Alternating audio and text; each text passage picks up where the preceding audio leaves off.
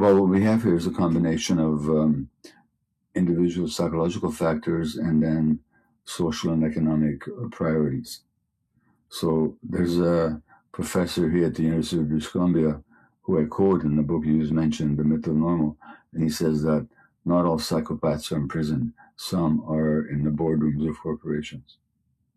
And if you look at it objectively, nobody in their right mind with any access to the least bit of information and objective research can deny that there's a climate crisis going on. Every day there's new reports of more scientists sounding the alarm about possibly irreversible climate changes with all kinds of effects on human life, animal life, nature, the oceans, the glaciers, and so on. All right? And those changes have already caused the deaths of a lot of people. Or take an example like smoking, which nobody doubts anymore is a significant risk factor of lung cancer. Or we can take the example of junk foods, which we know are a significant contributor to diabetes, to obesity, to heart disease, to strokes, to all kinds of metabolic problems. Now, none of the facts around climate change, smoking and cigarette smoking and harm to human health, or junk foods and its harm to human health. None of those are vaguely scientifically controversial. That's the first fact. The second fact is that these truths about tobacco, the climate, and food have been known for decades.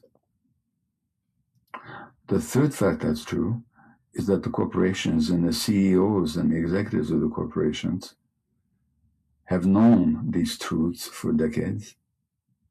And the fourth fact is that they've knowingly denied them and tried to discredit the science showing the link between lung cancer and smoking, link between junk food and ill health, diabetes, and the link between human activity and climate change. So they deny this, knowing that millions of people are going to die, which they have. Millions of people have died, and more will as a result of all this denial. Now, if you or I, James, were to go out and kill one person, we'd be charged, we'd be tried, we'd be convicted. These people have killed millions. They're heroes. They're rewarded by the system. Now, so this one person, this professor at UBC, said, not all psychopaths are in prison, some are in the boardrooms.